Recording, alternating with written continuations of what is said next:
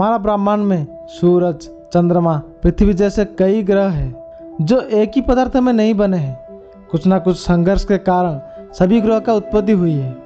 तो क्या आप जानते हैं आज आप जिस धरती पर रहते हो तो उस धरती का जन्म कैसे हुआ? जिस सूरज के वजह से आपको दिन और रात पता चलता है, उस सूरज का उत्पत्ति कहाँ से हुआ? जिस चंद्रमा का वजह से हमारा वायुमंडल को स्थिर जलवायु मिलती है, वो चंद्रमा कैसे बनी? तो इस सभी सवालों का जवाब आपको इस वीडियो में मिलेगी। आकाशगंगा, जिसकी निर्माण हाइड्रोजन गैस से बने विशाल बादलों के संचयन से होती है, जिसमें असंख्य तारे समेट जाते हैं, जिसमें सभी तत्व गुरुत्वाकर्षण द्वारा एक साथ जुड़े होते हैं। और आकाशगंगा की विस्तार इतना अधिक होता है कि उसकी दूरी को हजारों लाइट ईयर्स में नापा जाता है, जिसमें सूरज, पृथ्वी जैसे कई सारे ग्रह, तारे उसका अंदर होती है। और कई असंख्य तारे से सूरज भी एक तारा है। तो अभी आपके मन में यह सवाल आ रहा होगा कि सूरज तो एक जलने वाला गोला है, वो तारे कैसे हो सकता है? तो चलिए जानते हैं इसके बारे में। वैज्ञानिकों का कहना है कि सूरज हाइड्रोजन के इंटेंस और घने बादलों से बना एक विशालकाय गोला है।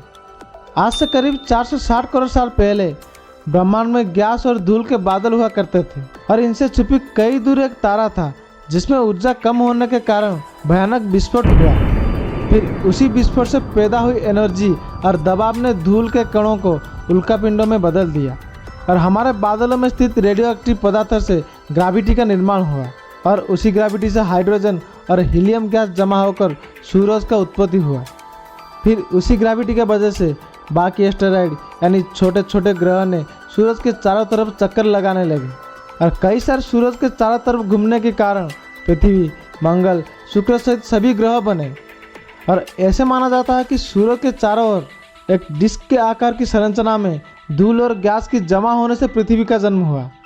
लेकिन पृथ्वी सूरज से निकली हुई एक आग का गोला था, जिसके कारण इसका तापमान यानी टेम्परेचर लगभग 1200 डिग्री से भी अधिक था। और उस समय धरती में सिर्फ उबलता हुआ लावा, चट्टानें और कई जहरीले गैस हुआ करती थी।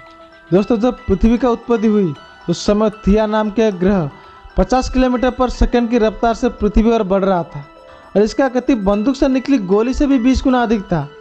ऐसे में जब थिया नाम के ग्रह पृथ्वी के साथ टकराया तो जोरदार विस्फोट हुआ, जिसे बहुत सारा कचरा धरती से बाहर निकल गया और साथ ही साथ वो थिया नाम के ग्रह धरती में समा गया। और हजारों साल रहने के बाद गुरुत्वाकर्षण के कारण पृथ्वी से निकला कचरा एक गोलाकार गेंद के रूप में बन गया, जिसे हम चंद्रमा या मून कहते हैं। और इसी प्रकार चंद्रमा का उत्पत्ति हुई। पृथ्वी सूरज के चारों ओर 150 मिलियन किलोमीटर दूरी पर घूमने के कारण उसकी तापमान धीरे धीरे करके ठंडी होते गई, जिसके बाद पृथ्वी पर जीवन के लिए अनुकूल वातावरण का उपलब्ध हुआ और जीवन का शुरुआत हुई।